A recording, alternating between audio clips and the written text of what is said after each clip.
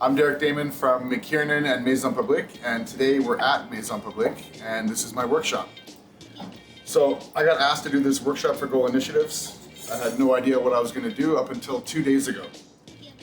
So this is the second time I make this, and it's very, very good, and I think it's it really lends itself to what's going on in the seasons right now and everything like this, very warming. So I'm actually making, the main star of the dish is the pumpkin, and that's what I made at home the first time, and then I had a garnish for it after, so today I'm going to make it actually more of a meal. So the dish I'm making is actually pumpkin that's been roasted with harissa, and then it's going to have a little sesame, maple, lime sauce, drizzle, dressing, something like that. And then just to top it off, on top of that, gonna grill some chicken that I marinated with a little shawarma spices. But first, the thing that takes the longest is the pumpkin. So I've already started it. I don't need to tell everyone how to peel a pumpkin. There's a couple things where I'm gonna skip the steps because if we can't peel a pumpkin, we're not gonna be able to finish the dish anyway. So pumpkin, the thing is, once it's peeled, there's two schools of thought you can take. One of them is the cubes, and one of them is sort of the oblong, oblique cut. Most important thing is to make sure they're kind of all the same size, so they all cook at the same time. But what's really nice about this cut is you get really big fat pieces that'll sort of be just cooked, and then this side will be kind of like, overcooked, but starting to caramelize because of the sugars and everything that are in the pumpkin. What's also very easy about this, that everything, say 85% of what's going into this dish is all store-bought. So it's stuff you can have in your pantry at home and come back to it anytime you want.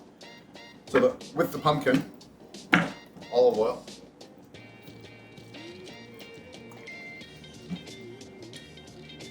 the clove of garlic that I just do on the microplane. It's the easiest way to go about it.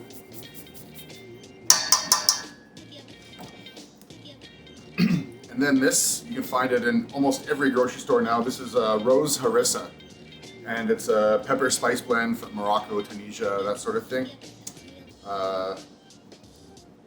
It's about a 7 on the spicy scale. But you want a good amount because the pumpkin is sweet, so the sweet and spicy actually really do balance themselves out quite well. And salt.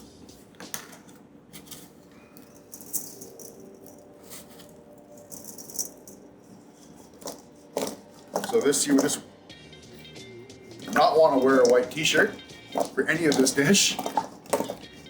Okay. So one of the important things with roasting squash, well, there's 2 things that are important when roasting squash. First, the generous salt. And letting the salt sit on this for at least 30 minutes. It's going to sort of brine it a little bit, but that's not really the point. The point is the salt is going to draw out some of the liquid. So in the bottom, you're going to have a bit of, pumpkin juice. That when we roast this, we're going to roast it covered, and it's going to steam in the pumpkin juice. Then we're going to take the top off and start to roast it uncovered, and then all that juice is going to reduce, and there's lots of sugar in there, and it's going to start to caramelize all the pumpkin.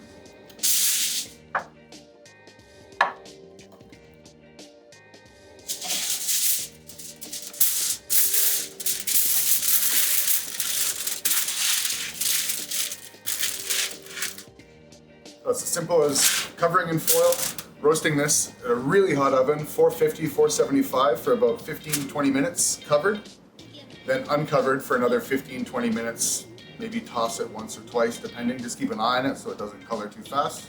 And then what you're left with, can you see that? Is this. So you see all the different shapes. This is just cooked and it starts to caramelize on the edges, which is really, really nice. And this is delicious. So that's one step of everything done. So for the chicken, I kind of had this idea that I wanted to do something fun and sort of, Lebanese, Turkish, that sort of idea. So I went with like a chicken shawarma, very traditional. I tried to figure out, listen, I have no idea what I'm doing. So I tried to figure out the marinade. I think I got it pretty close. So you'll get the recipe, you see, you let me know if it actually works. So in here, what's going in for the marinade for this? Turmeric, ground cumin, sumac, smoked paprika, the sweet one, not the spicy one, and ras al hanout, which is basically sort of a Tunisian or Moroccan version of garam masala. Just another spice blend: cinnamon, clove, nutmeg, allspice, that sort of jazz. Garlic.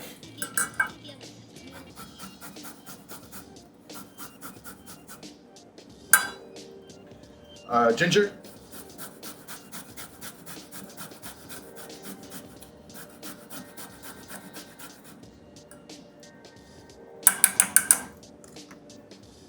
And olive oil, lemon juice.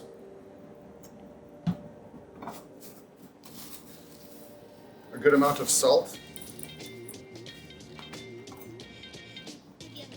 What the is with this lemon? It's super lemon, Jesus. And then lemon juice.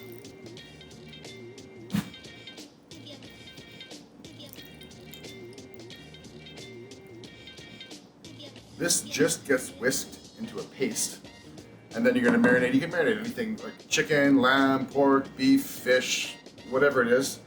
I went with chicken thighs and basically let it marinate 4 to 6 hours, 8 hours, overnight, whatever you're feeling. And then onto skewers. Like so. Everyone can figure that out. I don't need to show you how to do that. But you can do it in the oven, you can do it on the charcoal, you can do it on the grill, you can do it on the flat top. And it doesn't actually have to be on a skewer either. You can do whole pieces of chicken, whole lamb steaks. It's a very good marinade anyway, that being said. So these just get grilled till they're all nice and caramelized on all sides. And that's that.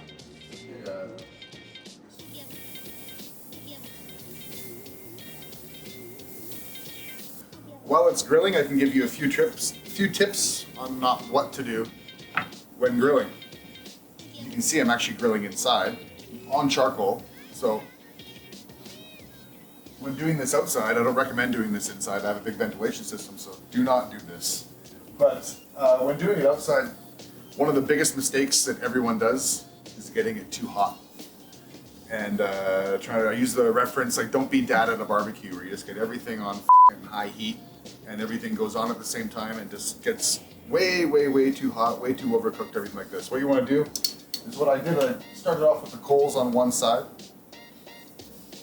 And once the coals are red hot, then I spread them out a little bit. But I always leave myself a little space on one side in case it's getting too hot. I can move my meat off and over to a cold part to stop it from burning. But the most important thing with charcoal, when doing it like this, and it not being too hot, is it's not a race. So the longer it stays on the charcoal, the more flavor it's going to get. Basically, that's it. The longer it stays, the more flavor it's going to get. So more smoke, more char.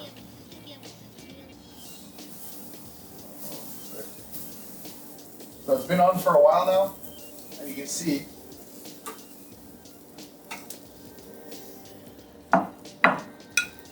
it's starting to nicely caramelize, and like I said, the longer it stays on the grill, the more flavor from the charcoal and the more smoke that it picks up. And these spices that are in here really lend, like the cloves and the ras al hanout, the cinnamon, the turmeric, really lend themselves well to this kind of cooking. You know, there's a reason in this part of the world that they use these spices and they cook predominantly over charcoal, is because the flavor is amazing. So what I tried to do with the marinade for this actually was recreate a recipe.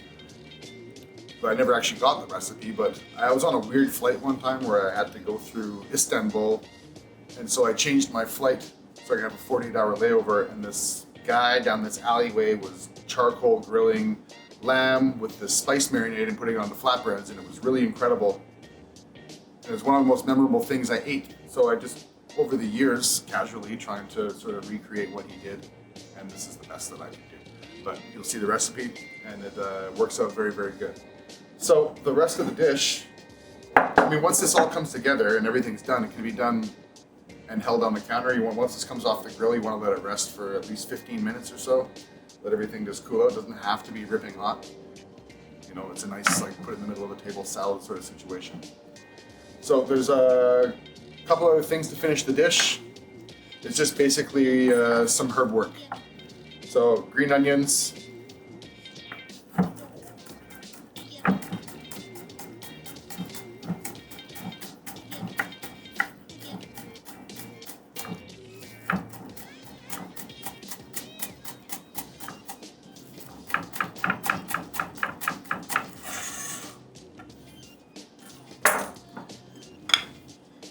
and then a mix of a bunch of other stuff. We have mint, Italian parsley,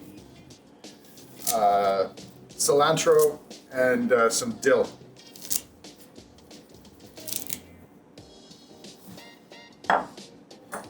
And this just roughly chopped. I mean, if there's any way to describe how rough, I'd say, just run your knife a couple times over just to sort of discipline it, and that's it. So we have our herbs. Pickled onions. Lots of ways to do pickled onions. The easiest way I do at home. Take my onions, shallots, whatever it is, lime juice, salt, let them sit on the counter. They're pickled. Toasted pumpkin seeds, because we use pumpkin. So these are not from the pumpkin. These are bought separately, but just toasted and toss a little bit of sea salt. Radishes sliced thinly. You could use your knife or a mandolin. Pretty simple. Pomegranate seeds. I'm going to show you how to get the pomegranate seeds out of the pomegranate the easiest way right now. So cut your pomegranate in half through the middle, so there's a root on each end, And without a white shirt on, a wooden spoon, and just slap it like you hate it, And then all the seeds start to fall out. But it makes a huge mess, so just so you know. So, and last, the vinaigrette or dressing, drizzle, whatever you want to go with. I use squeeze bottle, like this is more for decorative. I have Tupperwares, little mason jars to make my dressings in, because then you can just shake it after without having to dirty an extra dish. But in here, really simple. I'll show you how to make it. Tahini, lime juice, maple, and soy. Shake it up. If it seems too thick, add a bit of water, but you want this to be about the texture of mustard, for example. Okay, everything's done. Everything's ready. Everything's nice and room temp. I love room temp food. It's fantastic. That way you don't have to stress about everything having to be hot. So pumpkin, chicken, all my herbs, my little salad bar going on here.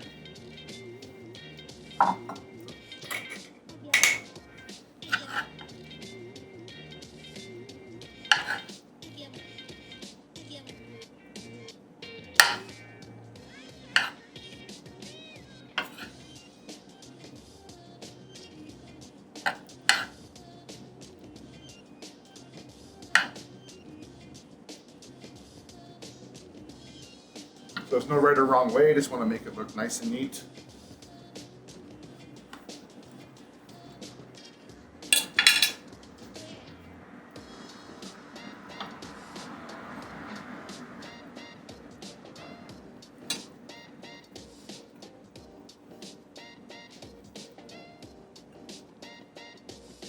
A little goes a long way as well. You could do big platters of this and just put it in the middle of the table for 4 or 6.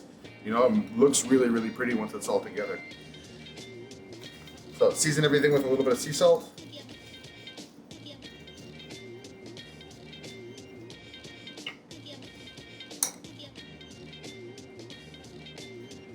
And pickled onions.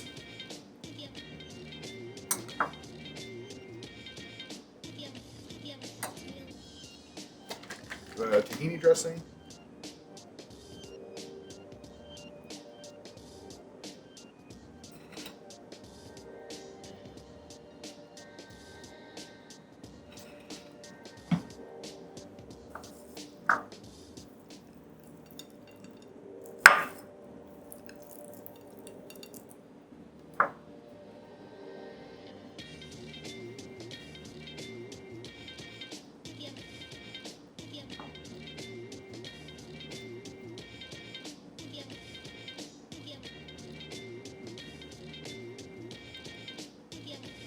without trying to be too fussy about how everything's going to look. I mean, once you start dropping things on, you know, without tweezers, without all this pretension and stuff like this, it starts to really come together and look really pretty.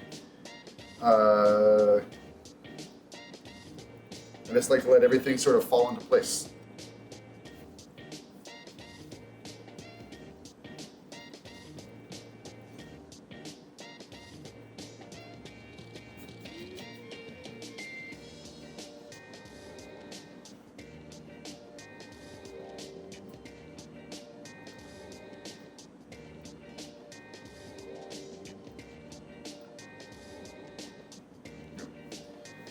Finish everything with olive oil. Besides my huge mess that I have going on here, this is what it's supposed to look like. This is what it looked like the other night when I made it at home. So that's that. That's dinner. Thank you very much. If you liked what you saw today, then go and show some love and support to goalinitiatives.org. Thank you very much.